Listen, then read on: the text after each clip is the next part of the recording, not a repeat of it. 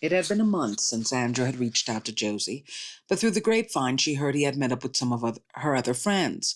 There was no friendship breakup, and to no one's surprise, his relationship with the nerd that had anal worms became buried. But what was truly shocking was that his relationship with the rich white man after had ended as well. He had been so fascinated by his Argentinian ethnicity. "He's a mommy gay," she announced. "I thought he was a Dobby," I giggled. Andrew was not a boyfriend, but a boy wife. For him, a boyfriend meant marriage, which is why their divorce, or rather completely normal breakup, had him behaving like a member of the First Wives Club and demanded Josie join. Yet this time, he didn't demand it. In truth, she was hurt. She liked him way more than he liked her, and, like me, was wondering why. Every relationship he has with women is him asking for help and them doing everything for him. Why? So we can get a slay queen at a happy hour? Come on. He doesn't even invite us to a happy hour. It was something I had noted with a lot of my own gay besties that matched my dad. They saw women as the mothers they did not have. Merrick hated his mother because he felt she did not defend him from the father that hated him, which is why he stole lead songs from me. Jamie, for the most part, hung out with the Broadway gay scene and occasionally got us cheap tickets, but mostly called when he needed a favor or advice. Andrew was the same. His new job and even apartment Josie found. She moved like a friend to a man that did not consider her one. And worse, he wasn't even sleeping with her. "He's always been selfish. All our group gays have been selfish. You know? Do we really need a slay queen?" I pondered. The truth is, I was going through my own private crisis that went beyond the mommy gaze I breastfed into empowerment. I no longer wanted to feel anger towards the people that used me or myself for being in that position. I wanted a new life, a second chance to honor me, and I felt I could only take the lessons because they were light enough to receive. I understood my side and felt good enough to learn another part of me. Yet Josie was struggling. Her dreams were not panning out, but she refused to fail at anything, including the loss of a mommy gay. These damn mommy gays going around treating women like the mommy they never had or the one they did. They use us to fulfill the parts of them that they still want to have a woman take care of, just like a hetero. Well, I didn't know what bothered her more, Andrew's jubilant indifference, or the realization that sharing did not equal caring. Now that she was a self-made businesswoman in a world that was always run by men, she had to ask herself, how much did she have to give until she could take? All right, let's heal, let's discuss. So, so mommy gays are gay men that treat women like moms. Just, can you do this for me? Can you help me, mommy? Can you love me, mommy? And Josie and I have been victims of mommy gays. And I think for me, my father was a mommy gay. He had a very toxic relationship with his mother, and he treated all his wives like the mother that he needed while he found the men he wanted. And when I look at some of my friendships that eventually broke up with gay men, they all treated me more like a maternal figure, and I allowed it. And I think there's a part of me that's really trying to heal receiving, you know, uh, measuring. I've always defined myself as a generous person. I will help a stranger, but not everybody deserves your generosity, or more importantly, will give it back to you. And it's okay to help somebody. If somebody's in need, help them. But how many times they're in need and how many times it's you that's helping them does matter, because that's when you're entering a relationship. If you're their emergency contact, you better be their fun contact. You better be the person they reach out to in their triumphs, not just in their pain, because you deserve to have all the layers, good and bad, of a person to see if they are worth being your person.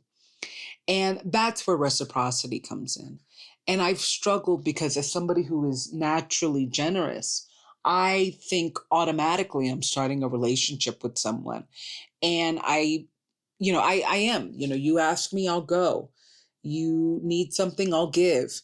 And I became like the contact to a lot of people that didn't call me when they wanted to have fun. They just called me when they were on suicide watch. And it disappointed me because I thought I gave enough joy to not be, I thought I gave enough joy to be invited to the party, not the funeral. I thought I was, if I am your empowerment, why am I not with you when you're in power? And I really had to have a come to Jesus moment, because I think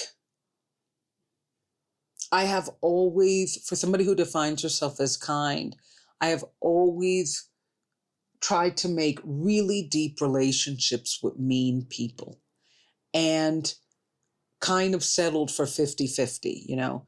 You give me the positive, you give me the negative.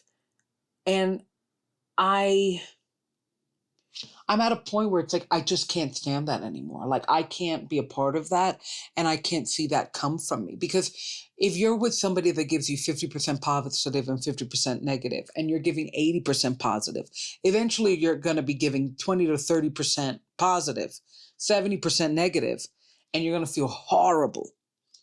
And I just got tired from walking out of relationships feeling like a bad person, someone who was bad to herself and eventually became bad to them. Because if somebody's mean to you and always biting your head off, you are going to bite their head off too.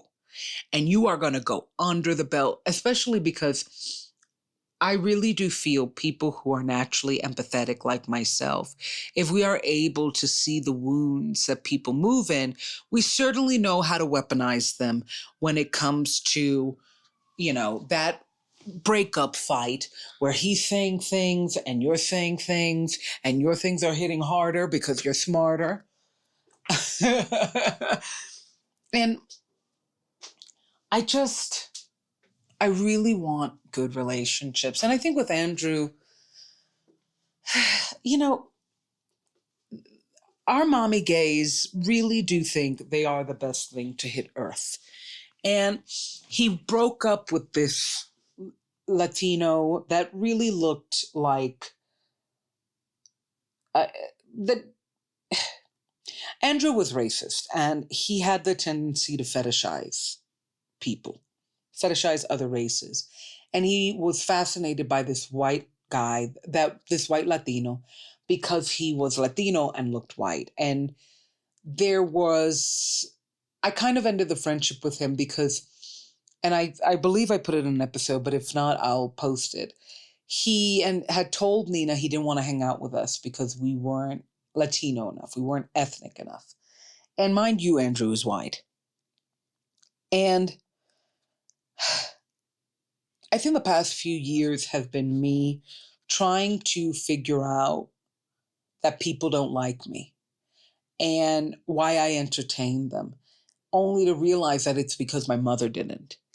And I knew my father didn't, but I didn't really realize my mother didn't.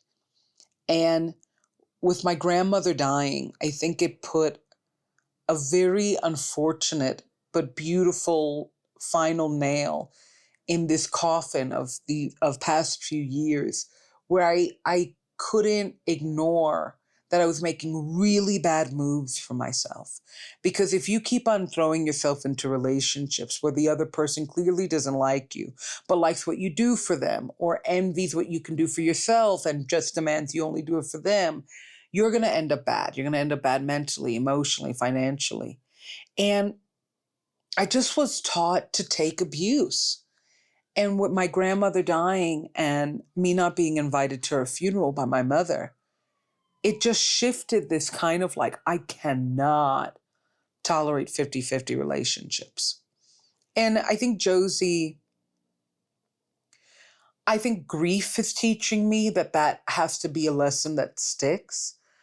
But Josie is not the first person to struggle in business. Everybody has like 15 failed businesses under their belt until they get to the 16th good one.